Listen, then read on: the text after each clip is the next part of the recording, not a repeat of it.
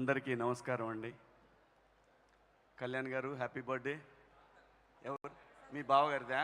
ఎవరో ఒకళ్ళు మీ ఫ్యామిలీదే కదా, ఏం పర్లేదు.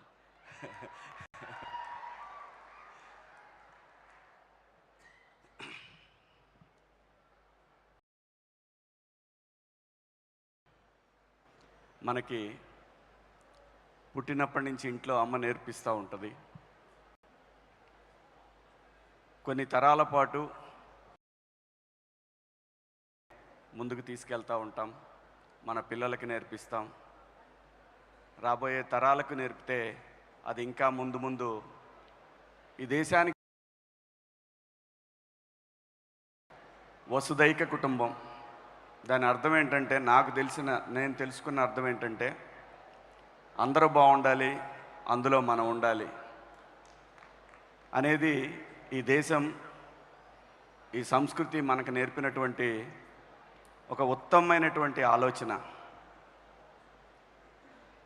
ఈరోజు కళామందిర్ ఆధ్వర్యంలో ఇటువంటి గొప్ప కార్యక్రమాన్ని నిర్వహిస్తున్నందుకు నిజంగా మీరు చాలా గొప్పోళ్ళండి.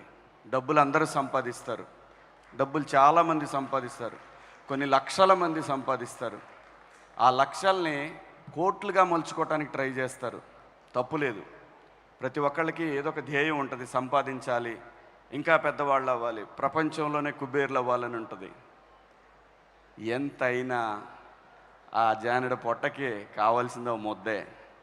ఈ విషయం అందరికీ తెలుసు, ఎవ్వరికి తెలియకుండా లేదు. నేనేదో న్యూటన్ కాదు, ఇదేదో కనుక్కొని చెప్పట్లేదు.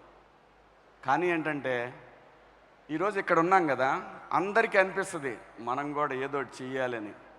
దరిద్రం ఏంటంటే, మనిషికి మరుపని ఒక దరిద్రాన్ని కూడా ఇచ్చాడు భగవంతుడు. బయటికి వెళ్ళిన తర్వాత మన పనిలో మనం పడిపోయి ఇంకో కార్యక్రమానికి వెళ్ళిపోతుంటాం. కానీ నిజమేంటంటే, ఎక్కడో చోట ఎవరో ఒకళ్ళకి సాయపడుతూ ఉంటే ఖచ్చితంగా అది మన బిడ్డలకి ఏదో రూపంలో కలిసి వస్తుందని బలంగా నమ్మే వ్యక్తుల్లో నేను ఒకడిని. సంపాదన మనం సంపాదించేసి ఇచ్చామనే దానికన్నా కూడా నేనైతే బలంగా నమ్ముతా. నేను ఈరోజు ఒక ఆర్టిస్ట్గా మీ అందరి గుండెల్లో ఒక మంచి నటుడిగా నన్ను గుర్తించారంటే దానికి కారణం నేను కష్టపడిందని నేను ఎప్పుడు అనుకోను. మా అమ్మా నాన్న చేసిన మంచి పనుల వల్లనే, వాళ్ళ కోసం భగవంతుడు నాకు ఇది ఇచ్చాడేమో అని చెప్పి బలంగా నమ్ముతాను నేను. ఇది మాత్రం సత్యం. చాలామంది విషయాల్లో నేను చూశాను.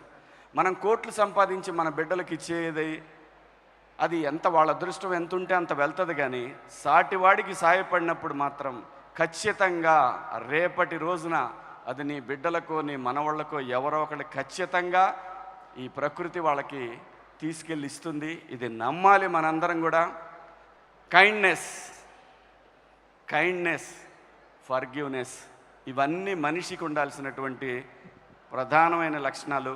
ఆ లక్షణాలు భగవంతుడు మీకు ఇచ్చినందుకు ఆ భగవంతుడికి థ్యాంక్స్ చెప్పుకుంటూ, మీరు ఇలాగే ప్రతి సంవత్సరం ఇలాంటి కార్యక్రమాలు జరపాలని, మాబోటి వాళ్ళం మేము ఎంతవరకు చేస్తామో తెలియదు, కానీ కనీసం వృతాభక్తిగా ఇక్కడికి వచ్చి మీ పక్కన నిలబడినందుకు, ఆ భగవంతుడు మాకు అవకాశం ఇచ్చినందుకు మీకు అందరికి కూడా థ్యాంక్స్ అండి. Thank you so much. Absolutely Shivaji గారు, ఆ ఉడతా భక్తి సహాయం చేయడానికి కూడా